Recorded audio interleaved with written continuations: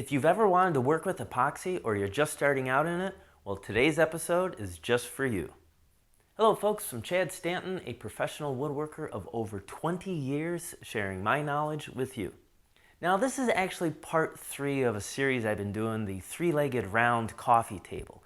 Now if you didn't see part 1 and 2, the link is down below in the description, but you don't have to watch those to see this episode because this one is dealing all with epoxy. Now if you did happen to see part 1 and 2 and you find you're enjoying this episode, I would ask you to please kindly hammer that like button, subscribe, and leave a comment below. Okay, now I'll be honest with you, when it comes to working with epoxy, I really don't use it a lot, so I didn't feel I'd be the best one for today's lesson. However, I have a friend, John Kaczynski, who uses it a lot in his projects. So I asked him to come here and visit me in my shop and share with you today's lesson. So I have here in my shop, I have John Kaczynski. Now, John, I know you do woodworking, and one of the features to yours is you love to use epoxy on I do. it. I like epoxy. And so, from my mistake here, I'm hoping that you can work some epoxy magic on this. And I've seen your work, you use a lot of color, and so I was thinking maybe I want some color in this. What's your thoughts? Color's always nice. But there's also simple. In a lot of my stuff, my wife goes with the crazy colors, which works, but I'm more reserved. So for something like this, I think like a darker color, like just like a solid color, like a dark blue or a black or pewter, something like that would be well, because we've got a lot of figuring in your wood, and I think just a good contrast. And then with the base you built, I think it would lend well together. But it's your piece, and you know. Yeah, black would be cool because this has some of that spalding on it. So, and you can't go wrong with a neutral color. True. So, okay, so I see you have a lot of colors there. Yeah, we've got a number of colors to choose from. Everything from like steel and that. But I think one of these two would be the way to go: pewter or onyx. Pewter is obviously going to be a little lighter, a little bit more of a metallic look, and then your onyx is going to be pretty much your black. Both of those would work well, but I personally would lean towards this. But being this is your piece, kind of whatever you like. But no, I'm gonna go with what you recommend. I mean, Okay. they are pretty close, but I do see what you're saying. This one's a little bit more gray. Yeah. Okay, now tell me about the epoxy you're using. Like, I see you got a couple of different containers there. yeah, And the epoxy resin it's a 2-part product. So you have your actual epoxy that you have, which is your part A, and then you've got your part B, which is your catalyst. Okay. Those two together would give you your final hard results, product. If they're mixed improperly, it doesn't cure well enough, it's soft. Oh. You mix it over it, becomes too hard and then brittle, then it will crack. So this one's nice, I found, after a lot of trial and error. The super clear works really well. It's a 50-50. So there's no crazy 2-to-1 ratios. Oh, nice. It's just the same amount of each product. Now that looks really clear because I did earlier on the legs. I filled them in with some like fiberglass resin I got from the auto parts store, and it's okay for what I use because it kind of came out like amber or yellow. Right.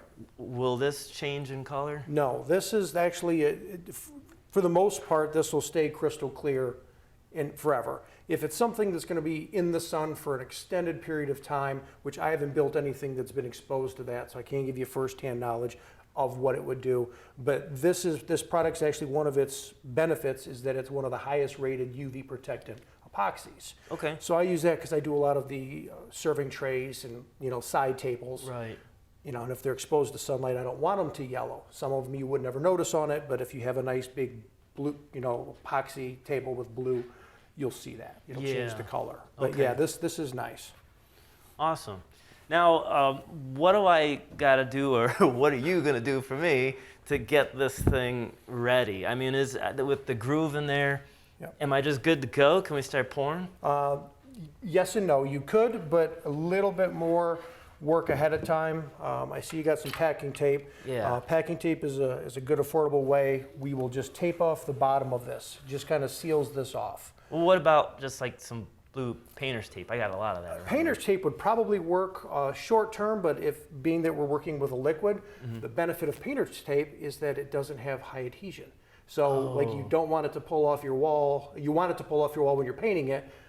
You don't want that benefit for this. So packing tape or like tuck tape, the silver tape you put on your vents, AC vents, all that works well. Okay. And you can use that on the positive side of your pour as well because the epoxy doesn't stick to it.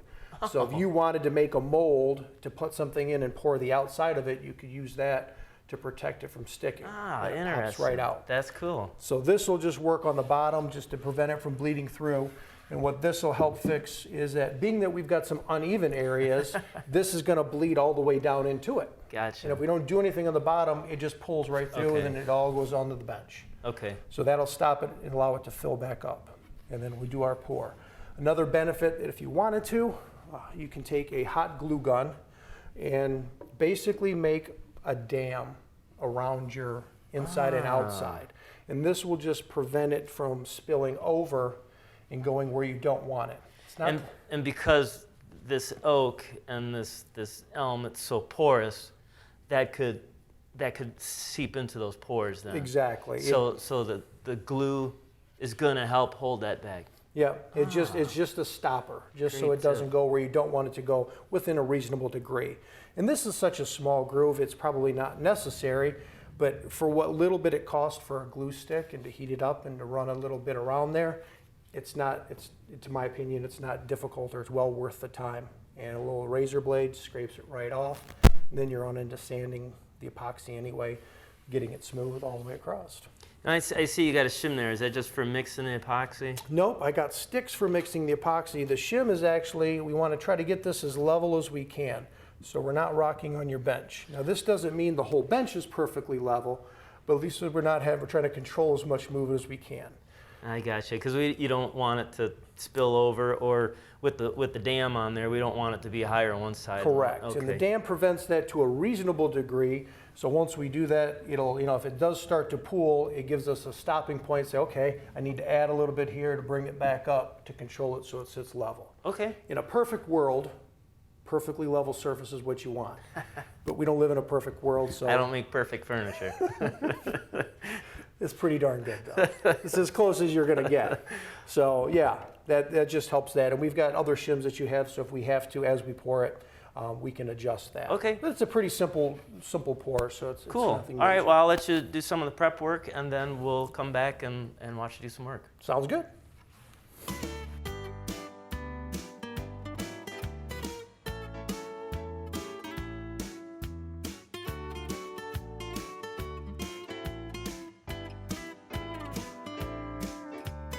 Okay, so you have the bottom all taped. I see you have the glue dam on there, and you've been mixing. Yeah. So I wanted to ask you, like, what's the working time you have with this epoxy? This is your standard cure. Generally, your open time 20 to 30 minutes. Oh, okay. With no problem. So when you mix it together, you give it about 3-4 minutes of mixing. So we mixed up the part A and part B. We stirred it for 3 minutes, and we added your onyx that's in there. And you just added that till you thought the color looked right. I tend to do that. There's a precise measurement that you can do based off your calculation. I'm not that guy. I just kind of add in what I might get, but I think that looks good. Mica powder goes a long way. Oh. So you don't have to add a whole lot. A little bit goes a long way. I mean, you've seen how little I poured in there. Right. And this is nice and dark. So, and just give it a good mix. When you're mixing it all in, now you scrape your edges. We want to make sure everything is thoroughly mixed, because it does give it a nice sheen to it. So Yeah, when the light it's hits almost it, like a little sparkle in like it, a sparkle, yeah. And that's the benefit of the mica powder. And then as it drips, you can see the colors. So being that this is a small pour, we won't see a lot of that, except for the top. You'll be able to see some of the color changes in there. So, and this is way more than what we needed to do, but it's hard to judge the gap, how much will flow down into there, Yeah. and all that stuff. And like I said before, I'm not a perfectionist with this. I just kind of mix it and do my thing. So then we just kind of pour it into there. And I don't want to be crazy with it, so it goes all over. You still want to try to get yourself controlled. the dam is there in case the table is off. But you still want to just kind of pour it in your groove. Now, if you've done this and then you thought you had it all filled and come out the next day and it seeped down through the night or something? Oh, absolutely. Oh. Absolutely. But the nice thing about your epoxy is that you can do it in layers. So you could put it right on top you again. could pour, yeah. In a perfect world, you want to catch it as it's like skinning over, so you still get good adhesion. But anytime I've ever had to do a second pour, I haven't had any issues with it bonding to the previous layer. So do you have to scuff it like you would a polyurethane for it to adhere and bind? If you were doing a big pour, you may have to, but I have not had to do anything like that. Okay. It's just a pour on top of a pour. And we usually, when I do our charcuterie boards and that, I usually top coat them with clear. So my color's in my first pour. And then I do the clear coat on top of it. And I just pour right over top of it, and I've had good success.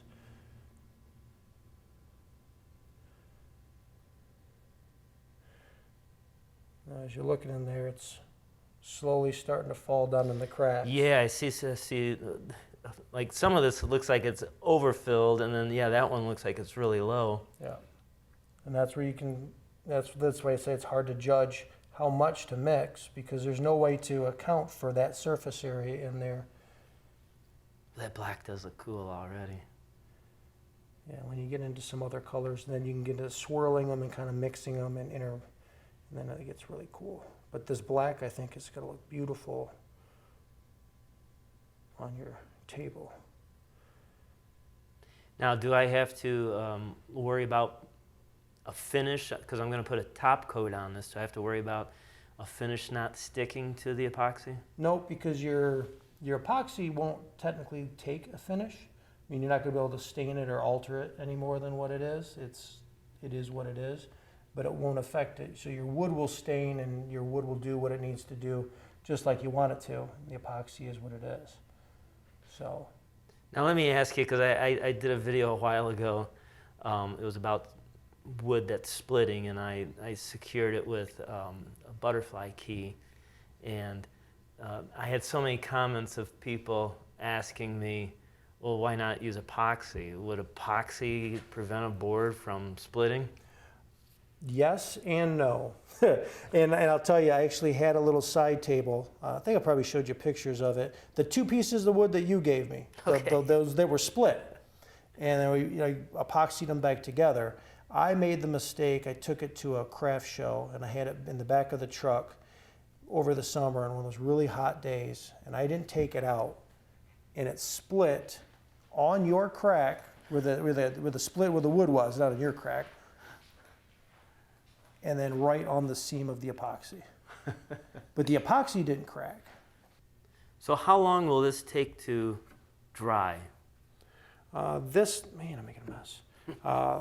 This will generally take about 24 hours to cure over. Oh, okay. But it'll skin over relatively quick. So we get 30 minutes into it, it'll start to get a little tacky. Tomorrow, you're not going to be able to do anything more with it. You just let it cure, and if you have to fill in, we'll fill in. Now, if I come out in the morning and it's a little tacky, it means it's not done, right? Yeah, and that's based off of the temperature in here. So if you keep it, 70 and comfortable all night long, it'll cure and you won't have any issues with it. If you don't keep it super warm in here and it drops 40s, 50s, it may slow that cure process down. So you can come out tomorrow and still see it. Okay. It won't be like tacky where you'll lift it up like tacky, but it'll be more on lines if you touch with a fingerprint, you'll see your fingerprint in it. Oh, it's still okay. not cured. What Okay. you want is to be able to touch it and then not leave an indent. If you push something real hard, you might be able to see it because it could take a day or two to fully cure, but to be able to handle it and do what you need to do with it, usually 24 hours will take care of that. Okay. And as you can see, these are bubbles. Oh, now what's causing those bubbles? That's the air inside the epoxy when we mixed it. Oh. And it's also air in your wood. Oh, So right. as the Because epoxy goes through and starts to fill those pores in, the air escapes out. So what's the torch doing for it then? The torch pops the bubbles. Oh. And the air, as it creeps up, you can see it'll start to change the mica powder, Okay. and it gives it a different effect. Well, I was So going to say, what- it's looking more clear. It's actually looking darker yeah, because, I guess, because those air bubbles are coming out, right? yep. So just a little brush with a torch, pops them all Ah, up. You that let is it really sit for a cool. second. Let more work up. If we got to add in more, we can add in more. This one, we finally seem to get it to stop. And if you're looking good over here, then that's pretty much it. And at this point, it's a waiting game. All right, so you're done. Yeah, we'll monitor it just to make sure any more airs pop up, because we did have, a lot that we had to pour into the certain sides, and they will work its way up. So we just want to burp them. But it's not a lost cause. Even if you have some small air pockets at the top, when we go to finish the top and sand it, you can actually sand some of those minute ones off of the surface. Cool. And then you're fine. Well, John, if some of the viewers would like to see some of your work with the different epoxy projects you've done, where can they go to see that? jackswoodcraft.com. We have a website, local here in Toledo.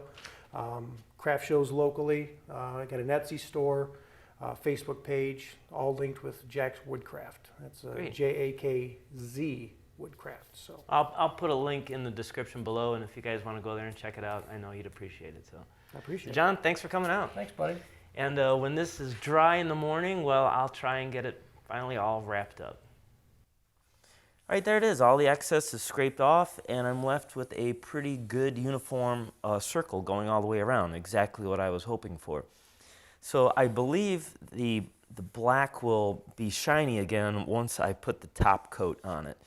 But for now, I'll just start sanding this and move on to the next step. So I have it all sanded up, and now I'm going to be putting on some of this this Crystalac sanding sealer. It's just got a little bit of an amber tone to it, so I think that's going to make the wood really look spectacular. So, and I'm just going to brush this on.